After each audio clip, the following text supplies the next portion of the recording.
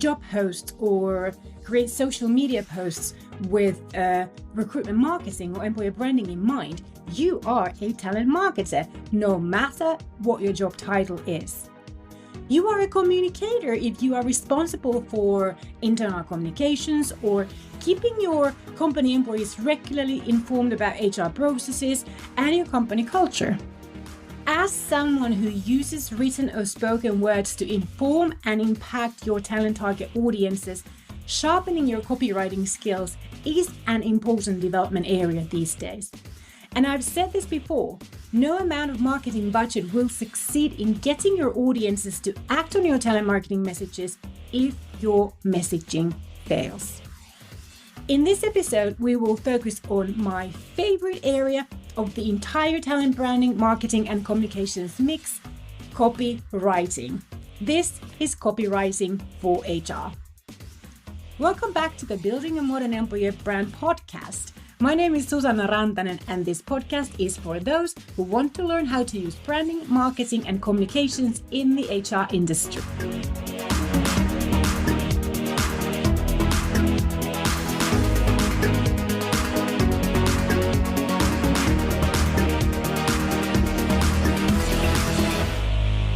So whether you're looking to attract top talent or communicate better with your employees and team managers, there are some key things to keep in mind when writing for HR. First, it's important to remember that you're writing for a wide range of audiences, from job seekers to current employees. You need to be able to speak to everyone in a way that resonates. And that means using language that is both professional and approachable. Second, keep your messaging clear and concise. When it comes to HR, there is a lot of information that needs to be communicated, but that doesn't mean you should try to cram everything into one piece of copy. Be clear and to the point and focus on the most important information. And finally, don't forget about the tone. When writing for HR, it's important to strike the right balance between formal and friendly. You want to come across as professional, knowledgeable, approachable, and easy to talk to. So let's dig on these three areas a bit deeper, shall we? Copywriting for HR and wide range of audiences. So who makes up our audiences in HR? I like to categorize our key audiences into the following four categories. So we have, of course, our current employees. Then we have our former employees. Let's not forget about the former employees. There is some, well, not just some, but a lot of hidden potential when it comes to employer branding in your former employees segment category. So then, of course, we have our current job seekers, but not all of those are our ideal and relevant job seekers. So the fourth category is the ideal and relevant job seekers. However, these four categories need to be segmented as it's split into further subcategories, because when we write for HR purposes, the more targeted our message is, the more persuasive it will be. So that's why we should subsegment the key HR audiences, for example, in the following manner. Let's start with the current employees. I like to subsegment the current employees segment into new employees who've not been with us for a long time. They look at us in a different way. They are able to, for a little while, to have a perspective of a bit of an outsider. They don't know as much about us. They are have fresh eyes, fresh ears, and they have a different attitude when it comes to receiving information. They're hungry to learn, hungry to impress, make a good impression. Then, of course, we have our longer term employees, those who've been with the company for, more than a couple of years. Then we have team leaders and managers. They have different expectations and needs for the information that we share from HR. Then, of course, the directors, temporary employees such as trainees, part-timers, and summer staff. We should not forget about this segment, because even though they are just kind of like popping over, they are an important important target audience for our recruitment marketing, for our employer branding, and for internal communications as well.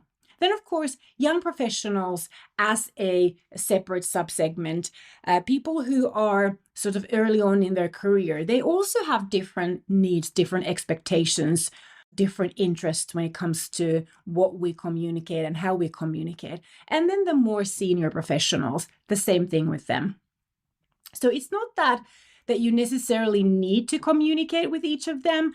I'll take that back. It is necessary that you communicate with each of them if your current employee audience has, obviously all of this, but it's not necessary to try to split into so many subsegments if that doesn't kind of come automatically or naturally, more like naturally.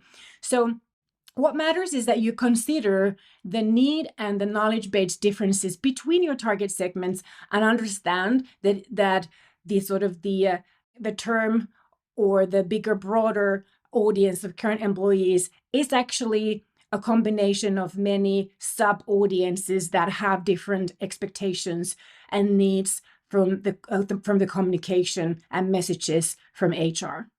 So then we have the former employees. I think they are ideal to be categorized between those whom you may want to consider returning one day and then the rest, for example. But I would say that the categorization of the former employees into subsegments, it's also a matter of what kind of goals you have for your alumni, and then subsegment former employees based on that. Then the current job seekers. They should be segmented into potential future employees and those who are not considered ideal for the future either. And I think it's very important in terms of employer branding to consider what is the image that you guys leave about your organization with those who are not interesting for your business now or not in the long haul. Bad candidate experiences are the most common area where we ruin all the employer branding effort we've put in. You also want to segment your ideal future employees, which is your most important external employer branding target audience. So who make up the audience in the future that your company really needs to employ? Very important to understand that could be a different form, different kind of audience, different kinds of people, different kinds of talents than the audience that you're currently recruiting. So when it comes to communicating and marketing to your target audiences, you want to understand their role as members of your audience and what might be the natural topics and interests that you share that tie your organization with your target audience. That information is key to good copywriting for HR. Then the second point about clear and concise messaging. I don't think that I can emphasize the importance of clear and concise messaging enough. How we write, what we say, how we say can make us look attractive, appealing, smart, welcoming, or simply confusing and unappealing. So our communication style and tone in talent marketing messages can make us seem trustworthy, exciting, competent, fun, or boring. And based on my experiences, organizations don't pay enough attention to how they approach job seekers and employees with their communication. So the choice of words, the choice of tone.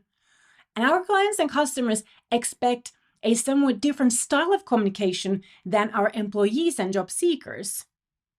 So empathy is probably one of the most current expectations that get a lot of attention and especially from the employee and job seeker audiences.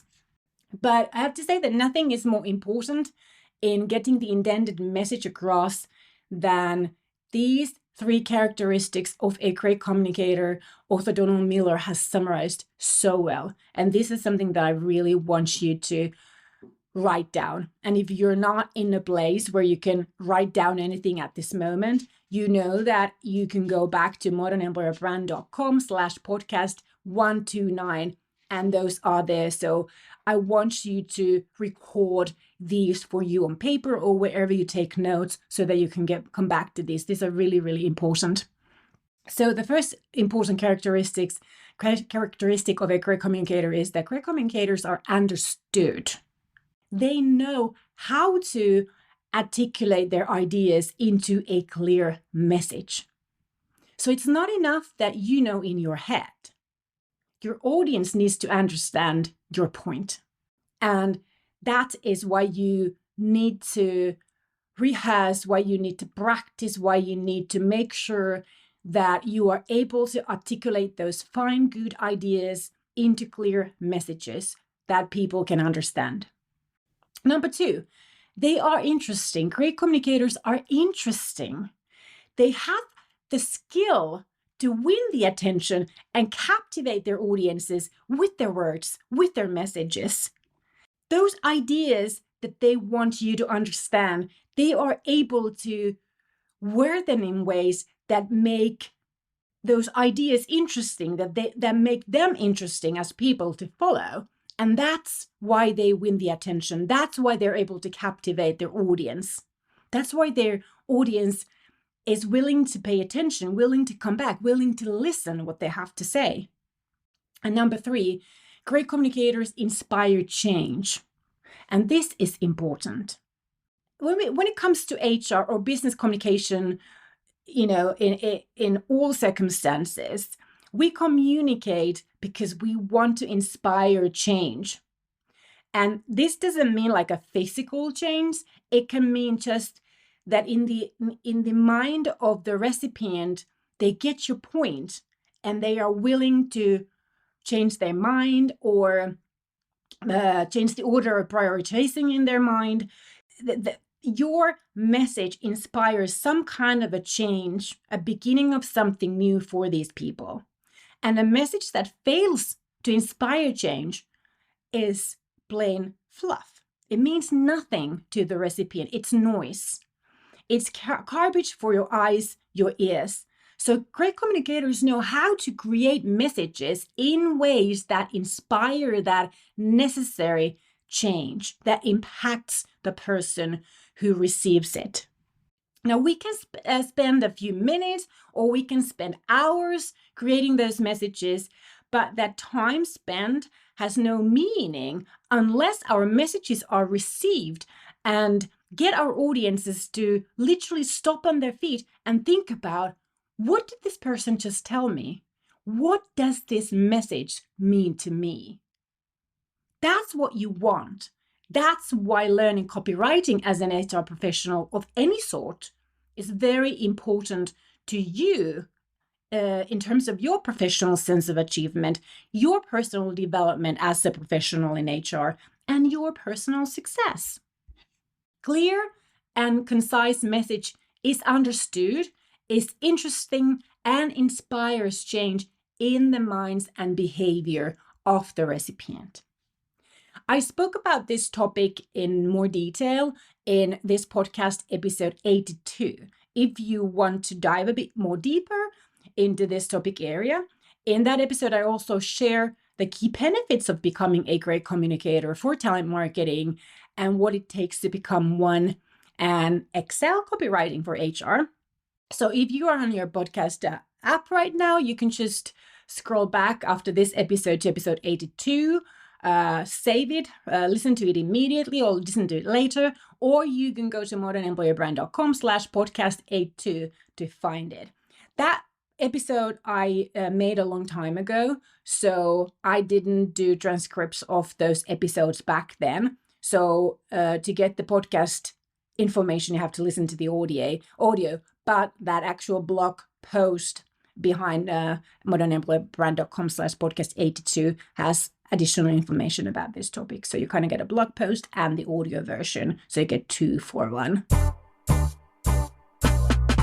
All right, let's transition to talking about the tone of voice when it comes to communicating and copywriting for HR. Now, As said, when writing for HR, it's really important to strike that right balance between being formal and being friendly. So you want to come across as a professional, you want to come across as a knowledgeable, approachable, and easy to talk to person and employer. You don't want to appear like talking from a corporation to someone kind of like down there who you don't really care about that much as an employer. The worst, I think that's one of the features that I have really enjoyed noticing disappearing, kind of organization by organization, is the talking behind the logo, being like a faceless employer. This is no longer what works. So you want to make sure that your tone of voice and your messages don't continue to appear like a corporation talking to someone down there, like a faceless corporation behind the logo. You really want to go for the human to human conversation. Great talent communication in 2023 and beyond is human to human conversation in that style, in that tone. And as I teach in my magnetic employer branding method, you need to address your talent audiences as the heroes when your role is to position as their trustworthy, competent, caring, and inspiring mentor and advisor as an employer. And that is exactly what your audience expects from the tone of your employer brand and recruitment marketing messages and content. So keep that in mind. The times when it was okay for us employers to communicate our requirements and expectations for employees and job seekers, those are long gone. You need to show that in your tone of voice too. You have to have that kind of respect, that you're not automatically assuming that everybody out there is interested in your organization and in your messages. You have to be respectful and considerate for the time and the attention that you are asking and hoping for the other person to give you. If you are a fun and witty organization, your copywriting needs to ooze it too. If you are a conservative and traditional organization, exhale that in your copy text as well. In my opinion, in my experience, your HR tone of voice needs to replicate your company culture so that the experience of talking to the people in your organization will be the same as reading or hearing your talent marketing messages. And that is why your HR tone of voice is not the same as the tone of voice directed to your stakeholders, your investors, your clients, your customers. They don't really care about your company culture, but the people that you want to hire and the people that you're currently employing, their experience is what your company culture is. You are making promises with your tone of voice, setting expectations. So make sure that those can be delivered with the actual experience of being touched, being in connection with your company culture. So the worst mistake when copywriting for HR is trying to sound like something your organization is not. When you copywrite as the HR professional, you must sound you. But when you ghostwrite for your organization, when it's not you as the HR professional talking, when you ghostwrite for the organization, keep the tone to the company's actual personality. So there's a difference. When it's you talking on LinkedIn, for example, be you. But when it's the organization talking, keep the tone to your company's actual personality, which is your company culture. That's why you should also stop copying the language your competition uses. Originality is what people look for. People are not looking for copycats or fakes. It's a different thing to become inspired by something or someone than imitating them, trying to be them, trying to sound like them. That's fake. The thing is that if your employer brand sounds like your competition, looks like your competition, and your audience falls in love with it and it's not the reality, their ideal workplace is not your company, it's the competition. Okie dokie. I want to give you a couple of rules of thumb when copywriting for HR. These are some specific rules that I always emphasize when copywriting for HR purposes, and these rules apply regardless of what you write. So you can write job posts, blog posts, career stories, social media posts. You can write scripts for your talent video marketing content or emails to your employees internally. So key rule number one, make sure your text, the copy text, make sure that your text delivers what your headline promises. Because I so much despise clickbait headlines for content that is not about the headline at all. You need to scroll until the very end to recognize anything remotely to do with what the headline promised. So that is cheating attention from your audience, and it leads to not getting any attention in the future. So your headline needs to be the promise of what the text delivers. Key rule number two, start your copy text with the most important message of your entire content. So we don't have time to read until the very end, or we may not even want to read any further if the beginning of your copy text doesn't hit the I'm interested button in our brains. Your most important message must always be at the beginning of your content to immediately let the audience know if they should give any more of their precious time into this content and possibly miss out on something that would have or could have been more valuable for them. Also, putting the most important message at the beginning also serves you, because if your audience isn't in the mood to concentrate on your entire content, at least they received your most important message, your key message. So key rule number three, choose and fit just one key message for one piece of content. Now, I know it's so tempting to cram more than just one message into the content, but you know what? That would be a mistake. So congratulate yourself that you have more to share and write about, and save those other messages to your second piece or third piece of content. So you get 2 or 3 for 1. Key rule number 4, make it about the audience, not about you, not about your need. So unless you use story as the key message, always make it about the audience and their needs. Now, remember that the talent is the hero. So if you want your message to get understood, captivate your audience's attention, and inspire them for change, it needs to be about them and what they need, not about what your company needs or what you need as a HR professional. Key rule number 5, keep your language as simple and as concise as possible. Now, copywriters who use complicated language and terminology are actually lousy communicators. They're not impressing anybody.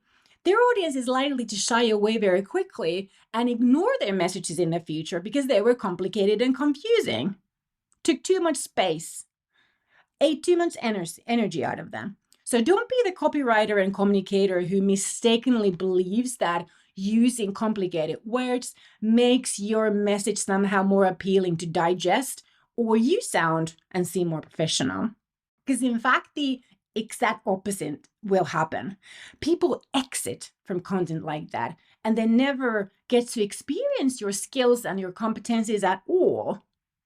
They never get to receive your message because the fog of complexity was just too thick to get through. Keep these things in mind, and you'll be on your way to writing great copy for HR. Alrighty, that's all for this week. Come back next week for more branding, marketing, communications shoes to keep you going with employee branding, recruiting, and personal branding. Next week, I'm going to talk about copywriting headlines that get attention. So you should definitely come back. And if you forgot or if you don't know me, my name is Susanna Rantanen, and I teach branding, marketing, and communications for the HR industry professionals who want to build a successful career and get the life you deserve. Thanks for listening, and until next time, happy writing. Moi moi!